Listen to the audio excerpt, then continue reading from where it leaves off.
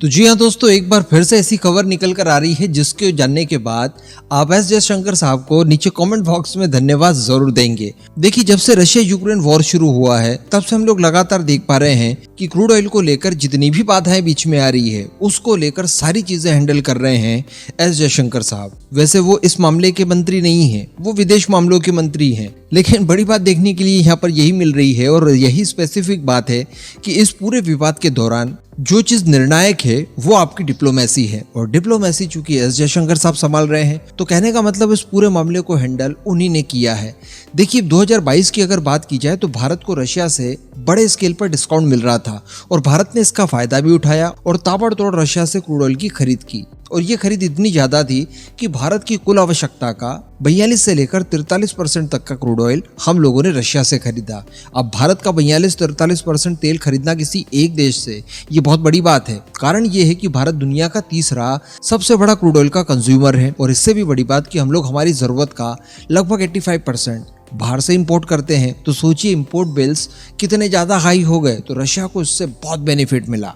लेकिन दोस्तों, फिर धीरे धीरे डिस्काउंट थोड़ा सा कम हुआ और रशिया की कुछ पॉलिसीज में भी चेंज आया। लेकिन फिर भी जो पहले दौर में हम लोगों ने रशिया से क्रूड ऑयल डिस्काउंटेड रेट पर खरीदा, उसका जो टोटल डिस्काउंट था ना, वो हमारे सुदर्शन की कीमत वसूल करने के लिए काफी था। यानी जो $5 बिलियन हम लोगों ने खर्च किए थे S-400 को खरीदने के लिए, S-400 वही जिसे कि अब सुदर्शन नाम दे दिया गया है, तो उसकी पूरी की पूरी कीमत हम लोगों ने वर्ष 2022 के खत्म होने तक वसूल कर ली थी। उसके बाद हम लोगों ने ये भी डिस्कस किया था कि देखिए, मूलधन तो हम वापस ले आए हैं, अब बारी आ जाती है इसका सूद वसूल करने की, क्योंकि रशिया से हम लोग लगातार अभी भी डिस्काउंटेड रेट पर क्रूड ऑयल खरीद रहे हैं और अब सूद वसूला जाएगा। तो लीजिए दोस्तों, इसको लेकर भी बड़ी खबर निकल कर आ गई है। दरअसल खबर निकल कर आ रही है कि वर्ष 2023-24 की पहली 6 मई में भारत को रशिया से खरीदे गए क्रूड ऑयल के ऊपर $3.3 बिलियन का फायदा हुआ है और ये फायदा डिस्काउंट की वजह से ही हुआ है। और मैं आपको बता दूं कि ये जो $3.3 बिलियन का फायदा हुआ है हमारी रिफाइनरीज को, ये आंकड़ा खुद भारत सरकार के कॉमर्स मिनिस्ट्री की जो ऑफिशियल वेबसाइट है उसके ऊपर दिए गए आंकड़े के हिसाब से बता रहा हूँ। तो अल्टीमेटली सारी कुछ चीजें पूरी तरह से जेन्युइन है।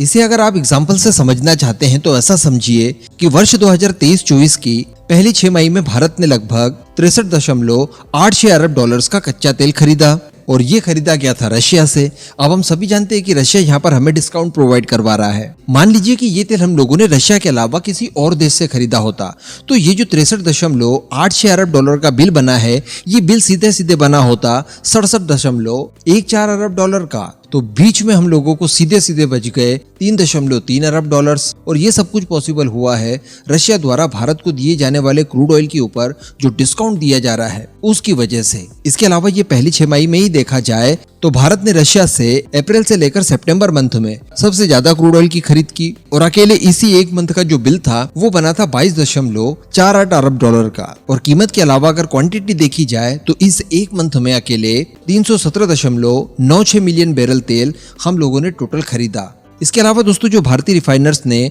रशिया से क्रूड ऑयल खरीदा है, इसकी अगर आप एवरेज कीमत देखें, एवरेज कीमत इसलिए क्योंकि जैसी जैसी कीमतें फ्लक्चुएट हो रही थी, डिस्काउंट भी कम ज्यादा हो रहा था, इस वजह से एक एवरेज अगर निकाला जाए तो $71.83 प्रति बैरल के हिसाब से भारतीय रिफाइनर्स ने रशिया को पेमेंट की। और अगर मान लीजिए कि अगर हमें रशिया के बजाय दूसरे देश से इतना ही तेल खरीदना पड़ता तो $71.83 प्रति बैरल के बजाय हमें पेमेंट करना पड़ता लगभग प्रति बैरल $82 का।